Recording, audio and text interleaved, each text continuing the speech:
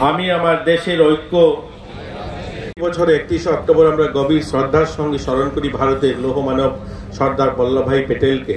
স্বাধীনতার পর তিনি দূরদর্শিতা ও দৃঢ়তার নেতৃত্বের মাধ্যমে শতাধিক দেশীয় রাজ্যকে একত্রিত করে ভারতকে অখণ্ড জাতিরূপে রূপান্তরিত করেছেন। ভারতের প্রথম উপপ্রধানমন্ত্রী এবং স্বরাষ্ট্রমন্ত্রী হিসাবে সর্দার বল্লভভাই প্যাটেল 1947 সালের স্বাধীনতার পর জাতীয় ঐক্য প্রতিষ্ঠার প্রক্রিয়া এবং গুরুত্বপূর্ণ ভূমিকা পালন করেন।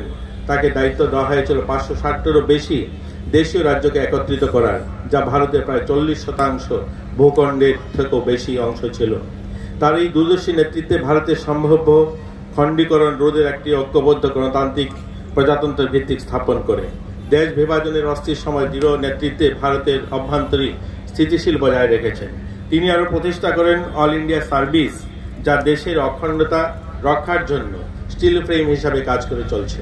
সর্দার প্যাটেলের জীবন আমাদের শেখায় সত্যিকার দেশপ্রেম শুধু আবেগ নয়, এটি দায়িত্ববোধ এবং অধ্যাবাস এবং অটল নৈতিকতার মিশ্রণ। তিনি বিশ্বাস করতেন যে জাতীয় ঐক্য কেবল ভৌগোলিক সীমারেখার মধ্যে সীমাবদ্ধ নয়, এটি মানুষের হৃদয়ের সংযোগ নিহিত।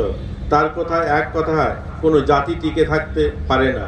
আজকের দিনে যখন আমরা রাষ্ট্রীয় একতা দিবস পালন করছি, তখন আমাদের মনে রাখতে হবে ঐক্যের অর্থ হলো বিচিত্র প্রতি শ্রদ্ধা।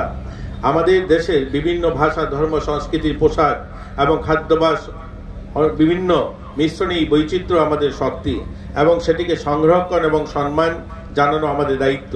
ঐক্য মানে কেবল একসঙ্গে থাকা নয়, বরং একে অপরকে বোঝা, পরস্পরের প্রতি সহানুভূতি দেখানো এবং একসঙ্গে এগিয়ে যাওয়া।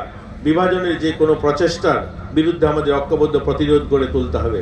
শান্তি, সম্প্রীতির উন্নয়নের পথে দেশকে এগিয়ে নিয়ে যাওয়া হবে সর্দার প্যাটেলের প্রতি আমাদের প্রকৃত শ্রদ্ধা। চলুন আজকের এই দিনে আমরা সবাই প্রতিজ্ঞা করি, আমরা সর্দার প্যাটেলের আদর্শকে জীবনে ধারণ করব। আমার আগের বক্তা বলেছেন যে এবার ভারত সরকারের পাশাপাশি আমাদের রাজ্য সরকারের অনেকগুলো কার্যক্রম হাতে নিয়েছে।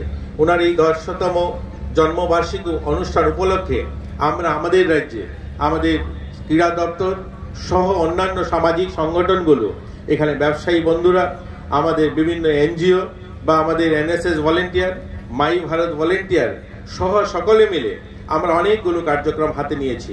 আমরা ইতিমধ্যে আমাদের রাজ্যের পশ্চিম জেলাতে অর্থাৎ আমাদের আগরতলা শহরে আমরা 10 তারিখে আমাদের রাজবাড়ির সামনের থেকে আমরা 10 কিলোমিটার পদযাত্রার জন্য সিদ্ধান্ত নিয়েছি, যেটা আমাদের রাজবাড়ির সামনের থেকে শুরু হবে এবং হাঁপানিয়া মেলা গ্রাউন্ড পর্যন্ত যাবে।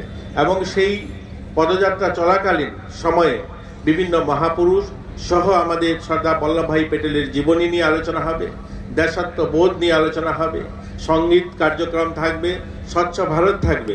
কারণ এই 150 বছর পূর্তিকে সামনে রেখে ভারত সরকার মাননীয় প্রধানমন্ত্রীজি সংকল্প নিয়েছেন যে আত্মনির্ভর ভারত নির্মাণের যে সংকল্প আমরা এই ওনার 150 বছরকে সামনে রেখে আমরা তাকে গ্রহণ করছি।